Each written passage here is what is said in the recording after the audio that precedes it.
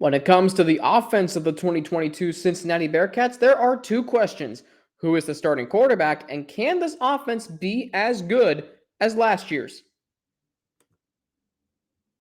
Are Locked On Bearcats, your daily podcast on the Cincinnati Bearcats, part of the Locked On Podcast Network, your team every day.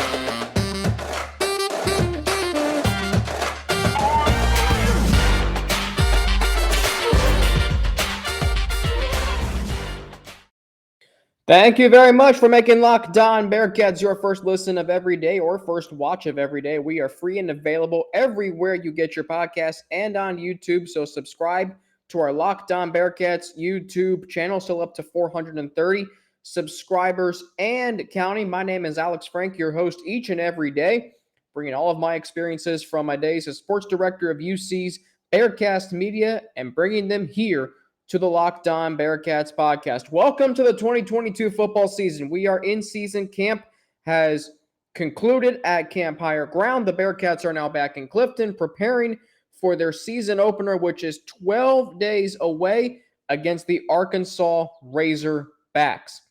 On today's show and on this show throughout this week, it is a season preview 5 different ways. Today's the offense. Tomorrow's the defense. Wednesday, Russ Heltman and James Rapien will be on the show. Thursday, we've got the 700 WLW broadcast crew for the Bearcats on the show. And then hopefully on Friday, Chris Benini of The Athletic. So, offensively, the Cincinnati Bearcats. I don't think that we truly grasp. We haven't and we still have not. How good this offense was last year. The Bearcats averaged 6.71 yards per play. That means if it's 1st and 10, they were facing a very manageable 2nd and 3. They were averaging just under a first down per play. That's 9th most in the country, their average yards per play. 70 touchdowns, an average of 5 per game. If you take away the Cotton Bowl, it's over that. They averaged 36.4 points per game. 36.4, including 510 in 13 games. That is incredible. And I say that's incredible because the truth with the Cincinnati Bearcats is that they are not historically this dynamic on offense. Normally, the Bearcats are ground and pound, ball control, run first. But last year was so unique because they had that experienced quarterback with dynamic playmaking abilities. Alec Pierce had a year that took him to being a second-round draft pick. There were breakouts from Tyler Scott and Trey Tucker. There was a quick strike. They were a quick strike offense. They could score in less than a minute. They could score on the first play of a possession. They could score whenever they wanted to, basically. You wanted to score, they gave you a score. You needed a touchdown, they gave you a touchdown. Like in Notre Dame, like in Indiana. So many times last year. So the question I have is, can this offense be just as good as last year?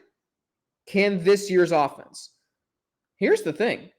Other than quarterback and running back, this offense returns a lot of recognizable faces. You've got 7 returning starters. 7. And you also got players who could easily step into bigger roles like Jaden Thompson, guys like Leonard Taylor, guys like Tyler Scott and Trey Tucker, guys like Ryan Montgomery, Miles Montgomery, Corey Kiner, Charles McClellan. If Nick Mardner is as advertised, which, he's had a solid camp. He had a really good day at the scrimmage on Saturday.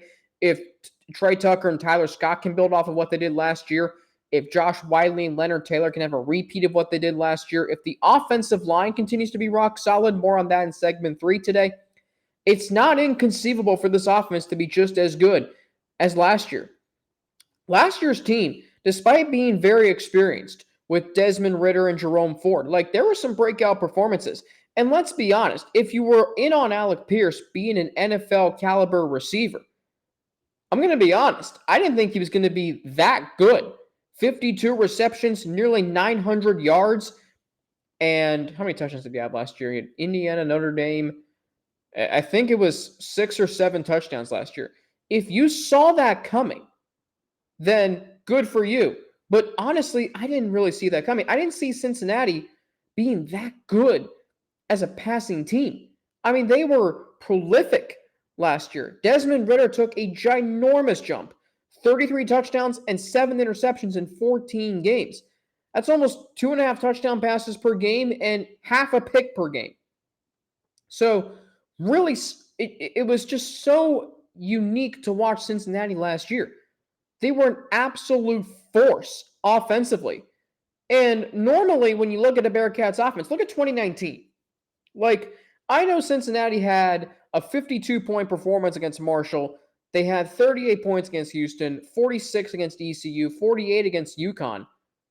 But outside of that, excuse me, and 38 points against Boston College, 35 against Miami. But look, some of the games they played that year, like 24 against UCLA, I didn't think they were that great offensively that night. They left a lot of points out on the field. They only scored 27 against UCF. They only scored 24 against Tulsa, 20 against South Florida, 15 against Temple, and then 24 twice against Memphis. So there were a lot of games that year where the Bearcats weren't dynamic offensively, and they struggled to score points. They struggled. I think they were shut out in the first half of the game at South Florida that year. So historically, and even on Bearcats teams in the Luke Fickell era, 2018, they had some games where they put up points on the board, but like they won with 26 at UCLA, 21 against Miami, 37 against Tulane, which is still a large number, 26 against SMU. So they've had performances over the years where they haven't scored very many points. It's just the last 2 years they've been so dynamic offensively, thanks to Ridder, thanks to the versatility of the running back room, thanks to a great tight end tandem that's emerged in Wiley and Taylor, and then some transfer receivers, Michael Young, Tyler Scott, and Trey Tucker, recruits who have come in and have just broken out. So there's a reason why last year's offense was so good. And there are ways that it can be just as good this year, but you're asking this offense with a new quarterback and a new running back to do what they did last year. This offense is driven through its offensive line. But the two positions that make it go, the two positions that give it that, juice, that flavor and panache is quarterback and running back. And there's a reason why Luke Fickell went to Desmond Ridder in the second quarter at UCLA in 2018. There's a reason Jerome Ford eventually took over as a starting running back in the 2020 season, because Jerome Ford simply was the answer. He was the stanger, as I called him. He revved the engine offensively with his fast feet. So this year, you don't know who the quarterback is going to be. More on that in segment 2. You don't know who the running back is going to be. And that's why to ask this offense to score 516 points and 70 touchdowns in 12 games, 13, 14, or maybe 15, that's going to be a tall ask. Like Cincinnati averaged 36.2 points per game last year. I don't know if they're going to average that again. I think they could, but realistically, I understand that there is going to be some growing pains within this offense this year because you have a new quarterback and a new running back. Whoever takes over, they're going to have some growing pains. Even if it's the experienced guy in Ben Bryant, even if it's the, dual threat, godlike potential, I've hyped it up as such in Evan Prater. There are going to be some questions surrounding this offense.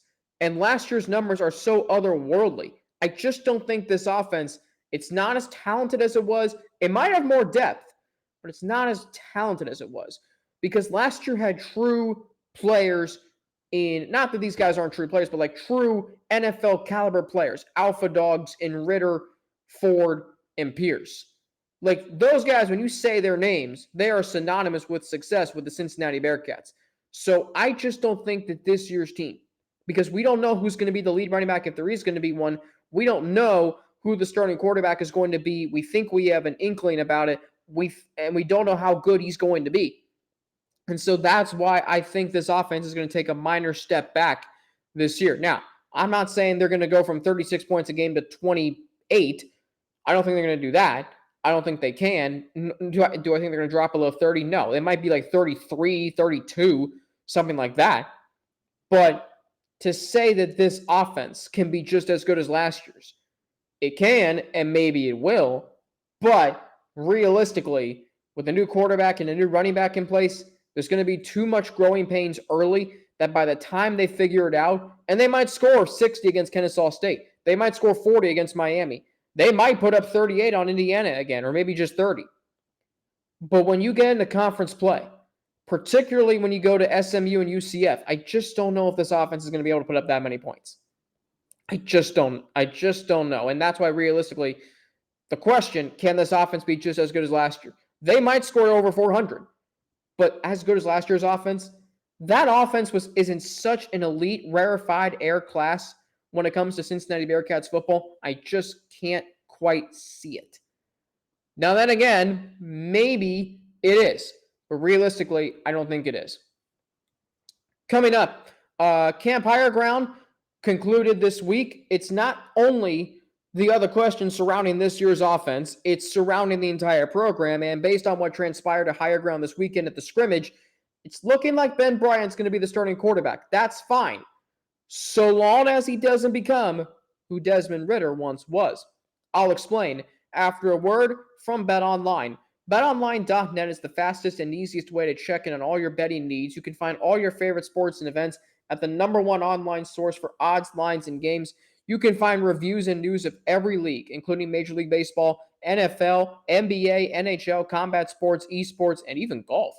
BetOnline continues to be the top online resource for all your sports wagering information. From live in-game betting, scores, and podcasts, they have you covered. Head to BetOnline today or use your mobile device to learn more about the action happening today. BetOnline, where the game starts. Thanks again for making Locked On Bearcats your first listen of every day. The ultimate college football preview is here. It's a 7-episode preview with college experts, local team experts, and Odyssey college football insiders. It's everything you need to be ready for the college football season in one spot. Search for Ultimate College Football Preview on your Odyssey app, YouTube, or wherever you get your podcasts. Alex Frank here with you, your host each and every day here on Locked On Bearcats. College football season is here officially, folks. Games begin this week. I mean, you've got Power 5 teams in action this week. This is, and by the way, remember how this used to be week 0? Well, this is now week 1. So week 1 is essentially a 2-week journey. In fact, you want to know, I mean, Power 5 teams in week 1, in the top 25, nobody from the top 25, but that's okay because you've got ESPN, by the way, listed as August 5th or September 5th, but you've got Nebraska Northwestern this Saturday, noon or 12:30 kickoff on Fox. You've got Wyoming and Illinois, 4 o'clock on the Big Ten Network. Florida State taking on Duquesne, 6 o'clock on the ACC Network. North Carolina, or 5 o'clock rather. North Carolina, Florida A&M, 8:15 on ACC Network. And Vanderbilt going to Hawaii, 10:30 on CBS Sports Network. So there is football this Saturday. College football, regular season games. All right, back to the show. The Cincinnati Bearcats. Offensively, talking about their offense today. At the quarterback position, we all know it's the biggest storyline surrounding this program this offseason. It's looking to me, from what I've been told, talking to other reporters who've been there, it's looking like Ben Bryant is going to win the starting quarterback competition. Reports are that Evan Prater was choppy Saturday during the scrimmage, and Ben Bryant is the most experienced guy. That actually was what Russ Heltman, my colleague at All Bearcats, who has filled in for me on the show before, that's what he told me about the scrimmage on Saturday. Prater looked choppy. Bryant right now is the more experienced guy. This is fine, okay? And I know I've banged my fist and I've banged a gavel that Evan Prater should be the starting quarterback for, reasons that might be, confusing to you, but it makes sense to me. You want your most experienced guy, though, to start the opener.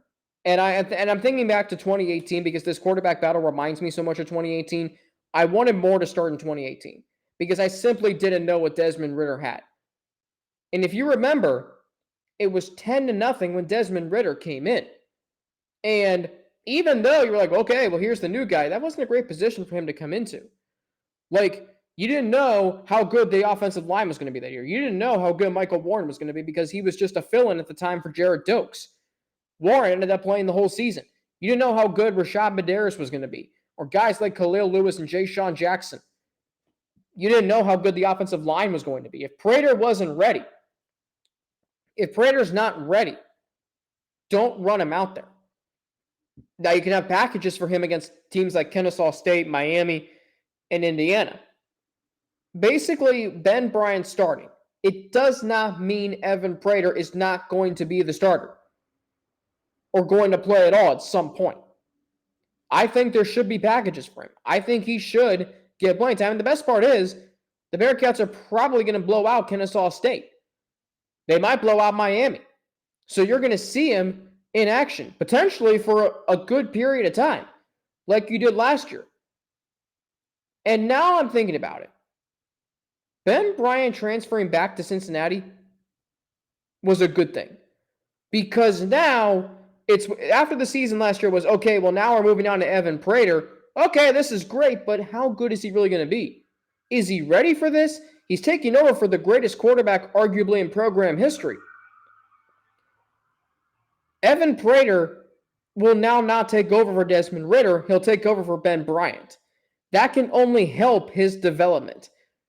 You can learn from Ben. You are now, because you have been competing against this guy throughout the spring, throughout the fall, and now you can watch him in action. And maybe he'll be just as much a part of the game planning as Ben Bryant is. The question I have with Ben Bryant, though, and I've said this before, and I'm going to say it again. Can he elevate this offense? Can he not hold them back? Because there's a lot of talent on this offense, believe it or not. And the quarterback's job, which in this case Ben Bryant's job, is to orchestrate it. Remember that conversation that everyone was having when Ridder was holding the Bearcats offense back? Well, the Bearcats are good. I mean, Michael Warren's really good. Jared Oak's really good. But is Desmond Ridder holding them back? Ben Bryant cannot fall into that spot. That's why many people wanted Ben Bryant to start to begin with. He's got to be the reason this offense is good. The Bearcats can't simply win with him. It felt like in the first 2.5 seasons with Cincinnati and Desmond Ridder, the Bearcats were winning games with Desmond Ridder as opposed to winning games because of him. This year cannot be that. This year, Ben Bryant has to elevate this team. Here's his opportunity, because fans clamored for him to start up until midway through the 2020 season. Ben Bryant got one start, and that offense that he orchestrated in 2019 was pretty good. Like, it wasn't 2018 good or last year good or 2020. It was still a very good offense. And Ben Bryant could not deliver in the fourth quarter. Like, the Bearcats got outscored 17-7 in the second half of that game. Yeah, they made it close. Ben Bryant made some great throws. He also ran for a touchdown. But you saw that there's a ceiling and against good teams. So what happens when the Bearcats run out onto the field at Arkansas? Or what's going to happen when the Bearcats take on UCF and they start scoring? Do you trust Ben Bryant to elevate this offense and win in shootouts? You felt comfortable with Desmond Ridder because he could elevate the offense. After a while, he proved he could do that. It showed in 2020. 42 against SMU, 49 against Memphis, 38 against Houston, 55 against ECU, 36 at UCF. That's a lot of points. That's a lot of points. That was a stretch where he had 10 passing touchdowns. What was it? How many? I forget the exact numbers. But, again, it might have been 10 passing touchdowns and 11 rushing touchdowns in a 5-game stretch, which is astronomical. And I think it was. So, there is pressure on Ben Bryant, even though he's the most experienced guy. And I am okay with him starting the opener. But there is pressure on him to elevate this offense. Here's a guy who has been clamoring for his opportunity to be handed the reins to the starting quarterback. And it looks like he's going to get it. But with great power comes great responsibility. He's got to be able to elevate this offense. Because I will tell you right now, and I'm going to touch more on this tomorrow, they are going to have to score at Arkansas. That game could very well turn into a track meet. Do you trust Ben Bryant to do that? In his one start with the Bearcats, they only managed to put up 24 points against Memphis. And that game was a track meet. Memphis's offense was scary good that year, and it showed. Last year, Ben Bryant, in 13 games at Eastern Michigan, the scores from the games. See, we've got 35, 42, 59, 13, 55, 52, 22. So a mixed bag. In the losses, by the way, they had 7, 20, 31, 26, 10, 20. They were 7-4 at one point, Eastern Michigan, but then they ultimately fell to 7-6. So there is, unfortunately, still a ceiling with Ben Bryant, but his experience is going to win out the starting job, and that's totally fine. But he's got to be able to elevate this offense, because if we're talking about after week 4, well, the Bearcats are 3-1 and life's good, but Ben Bryant, I'm worried about him. I don't know if he can elevate this offense in the shootout. The true test will come in SMU and UCF. If Ben Bryant's able to put up 40 points per game, hey, you got your quarterback. But if the final score at UCF ends up being like 38-28, then we've got questions. And I know you might be saying, well, it's only a 10-point game. Yeah. The difference between 28 and 38 is actually bigger than you think. So that's what I'm saying with Ben Bryant. He's the most experienced guy, but the Bearcats have to be a team that wins because of him as opposed to just winning with him. There are quarterbacks in college football and the NFL who win games with their team. Then there are those who lift their teams to wins. Ben Bryant has to be the latter of those. Desmond Ridder became that. There was a time when Ridder was just winning games with the Bearcats. And the Bearcats were not winning solely because of him. They were winning with him. He eventually became the reason why Cincinnati was winning games. Ben Bryant cannot afford to fall into that spot. Up next, the offensive line absolutely will be a strength of this team, and it's such a relief that they will be. I'll explain why after a word from 2 of our sponsors. Locked On Bearcats, your first listen or watch of every day. I'm Alex Frank, your host. Your team every day here on the Locked On Podcast Network. So the Bearcats offensive line. If there's any year where Luke Fickell, and I think they did this in year 2, I think they somewhat did it year 3. The last 2 years, they've done it. You just haven't thought about it as much because of all the explosiveness they had offensively. But this year has the opportunity to be the true stamp of this program. How they are driven, how they function. Because they are driven through the offensive and defensive lines. And I know when I first heard him say that in the press conference, I was like, oh gosh, this is going to be boring. Here's the thing though. If you're not driven through the trenches, if you don't have power and grit and whatever else in the trenches, then everything you're trying to do offensively and defensively, it starts up front. That is where everything is won. Now, some matchups might be determined based on a receiver corner matchup or tight end linebacker, but up front is where it all starts. Literally, it's where the ball snapped. I mean, there's so much happening up front in the trenches. All 5 starters returning for this offensive line is huge. I can't begin to tell you how critical that is. They're going to help the new quarterback adjust. Whoever runs behind this offensive line is going to have success. I'm talking about whoever takes over at running back, whether that's Corey Kiner, whether it's Miles Montgomery, Ryan Montgomery, whether it's Charles McClellan. Whoever runs behind this group is going to have success. And 3 starters, case in point, Renfro, O'Quinn, and Metz, named to the preseason team in Athlon. By the way, 2 deep is also strong too. James Tunstall, Gavin Gerhardt. There are some strong backups in case one offensive lineman goes down. But I'm looking at John Williams. I'm looking at Jeremy Cooper. I'm looking at Jake Renfro, Lorenz Metz, and Dylan O'Quinn. And I look at a group that is very, very experienced, very talented. Like, it's got a real chance to do some damage this year. I mean, this is an offensive line that has played a lot of ball together.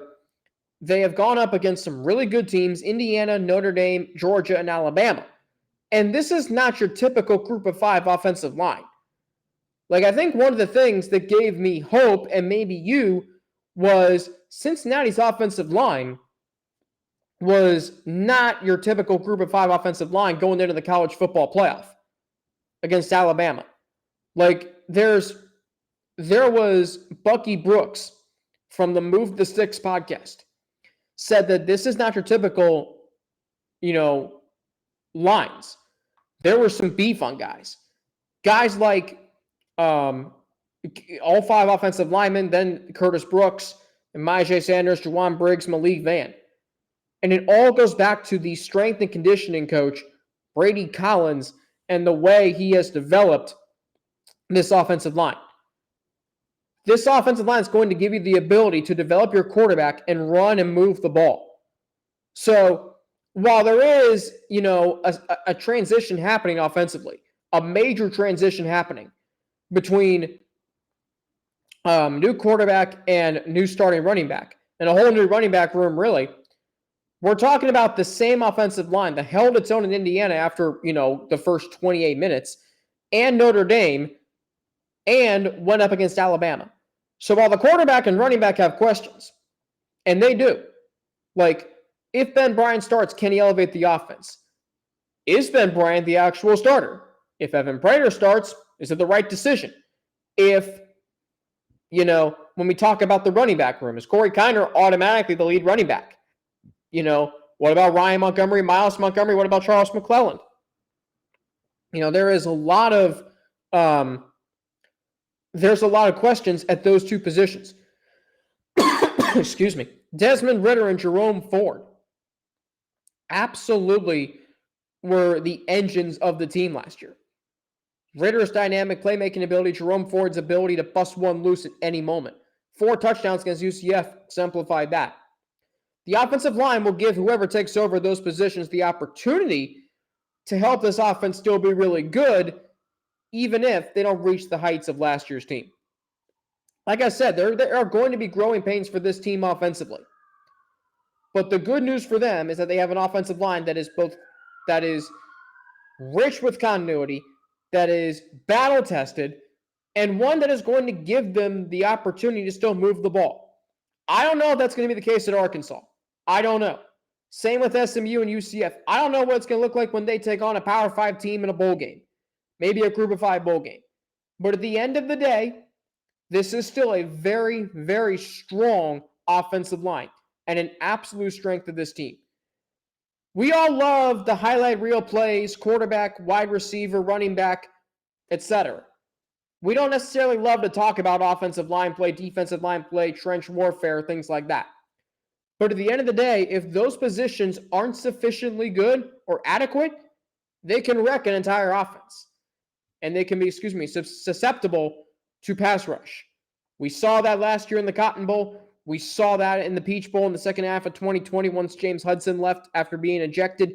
So there is an absolute high emphasis on offensive and defensive lines driving this program. All right, that's going to do it for me today here on Locked On Bearcats. The season here on this podcast is underway. Thank you, as always, for making it your first listen of every day. You can follow me on Twitter at Frankie_Natty with 2 N's, NNATI. You can follow me on Instagram, AlexFrank9_, or email me at alex3frank@gmail.com, all lowercase. If you have a suggestion on something we need to talk about, something you want talked about, reach out in any of those ways.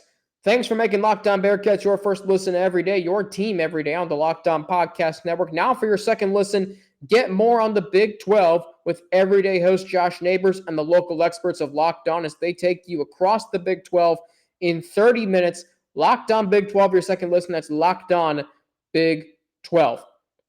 Don't forget to subscribe to our Locked On Bearcats YouTube channel, still up to 430 subscribers and counting. Of course, you can also subscribe to this podcast on an audio platform, Apple, Spotify, Stitcher, wherever you get your podcast. You can also give it a rating on any one of those as well. On tomorrow's show, we'll take a look at the defensive side of the ball. If you look past the cornerback room, there's a lot of talent on this defense. But the front seven is absolutely going to be a necessity this season. And one thing that should change, it won't, but should. We'll talk about that tomorrow. Wednesday, Russ Heltman, James Rapine join me from All Bearcats. Thursday, 700 WLW, Mo Egger will join me. And Friday, still working on getting Chris Vanini from The Athletic to the show. Thank you, as always, for making Locked On Bearcats your first listen every day. I'm Alex Frank. Have a great rest of your day, and I'll be back tomorrow with a look at the defense here on Locked On Bearcats.